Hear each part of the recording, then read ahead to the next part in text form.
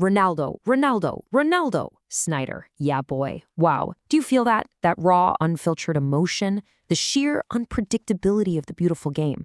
That was the soundtrack of an era we're honestly never getting back.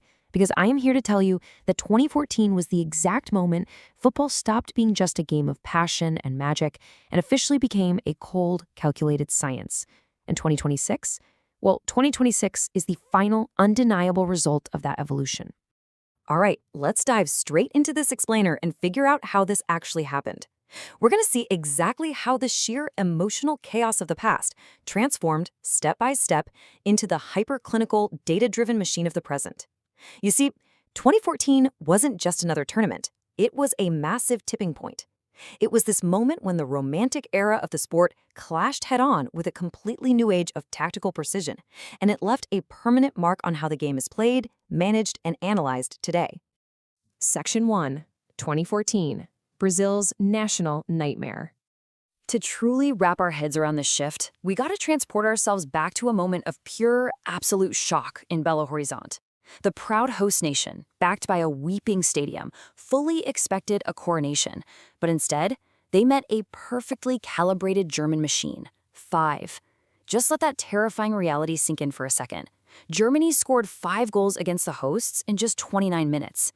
Within a single half hour, the score was already 5-0. Millions of Brazilians genuinely thought they were witnessing something impossible.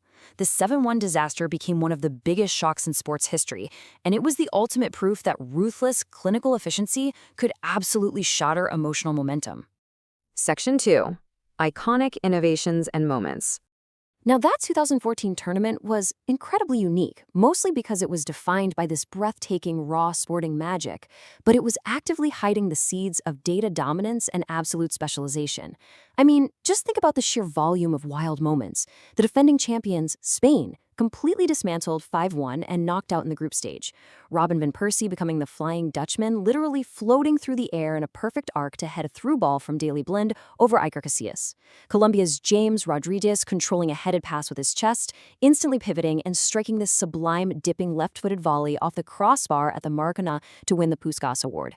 You had Tim Howard making a record-breaking 16 saves against Belgium, Tim Cahill scoring a spectacular volley against the Netherlands, Costa Rica miraculously topping a group of death against Uruguay, Italy, and England to reach the quarterfinals for the very first time. And hey, Bosnia and Herzegovina even made their historic debut. But right in the middle of all this breathtaking, instinctual chaos, a completely new philosophy was quietly taking over. So the real pivot point happened when that fairy tale Costa Rica team met the Netherlands in the quarterfinals. Dutch manager Louis van Gaal made this historic gamble. He substituted on goalkeeper Tim Krul specifically for the penalty shootout. Think about that for a second. It wasn't based on gut feeling, and it wasn't based on momentum. It was based purely on cold, hard specialization. Krul saved 2 penalties, sent the Netherlands through, and in that exact moment, specialized science stepped firmly onto the pitch. And this shift toward clinical precision, it totally culminated in the 2014 final. Germany defeated Argentina 1-0 in extra time. It wasn't some wildly chaotic emotional match. It was built entirely on structure, fitness, and perfect execution. It was capped off by substitute Mario Götze etching his name into history with the winning extra-time volley. Oh, and let's not forget, this was also the tournament where Miroslav Klose became the all-time leading World Cup scorer. That German victory cemented the idea that a systemic, scientific approach was the definitive future of the sport. Section 3, 2026, the football machine. Okay, now fast forward with me to 2026. The seeds planted by Van Gaal's sub and Germany's relentless efficiency have fully blossomed. We're no longer just transitioning into the scientific era. We are living entirely inside a hyperclinical, data-driven reality. Teams don't just use data to win anymore, they rely on it simply to survive. It's a crazy contrast. On one side, you have the foundation set back in 2014, clinical precision on the field and the clever use of super subs for specific physical tasks. But in 2026, teams have added some terrifying new layers to that foundation. We're talking about advanced AI scouting that maps out millions of data points on player tendencies, combined with a highly structured focus on mental resilience.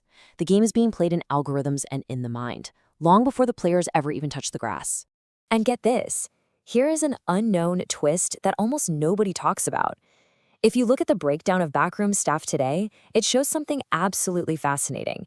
The psychological side of football has become so incredibly vital that some modern teams now employ more specialized sports psychologists than they do traditional medical doctors. We're talking entire departments dedicated strictly to mental performance, stress management, and resilience training. It's literal psychological warfare, quantified and totally optimized. Section 4. The Bridge to the Future. So, you might be wondering, how on earth does a team actually connect that golden, slightly more romantic era of the past to this intense, AI-driven battleground of the future? Especially a team like Germany, operating with this massive sense of urgency to reclaim their former glory. Well, the answer lies in finding a bridge. And for Germany, that critical bridge is their veteran goalkeeper Manuel Neuer. He is literally the last remaining link from that legendary 2014 golden era. Now he stands in the 2026 squad, fighting to lead an entirely new generation of players. He has to adapt the winning pedigree he learned in a transitional era to a landscape that is now completely dominated by hyper-calculated, machine-like preparation. And hey, make no mistake, Germany absolutely has the pedigree. 8. That's how many World Cup final appearances they have. It's a bulletproof historical record, and a staggering achievement that reminds us of their undeniable tournament dominance over the decades. They know how to survive, and they definitely know how to win. But that brings us to the final, really provocative thought I want to leave you with today. We've seen how the game has transformed from the passionate volleys and shocking upsets of 2014 into the AI-scouted, psychologically optimized machine of 2026. So we really have to ask, do historical records in past pedigree even matter anymore? In a world where the ultimate football data machine completely resets its algorithms, its tactics, and its mental conditioning every 4 years, can history actually save you, or does the machine always win? Think about that next time you watch the beautiful game.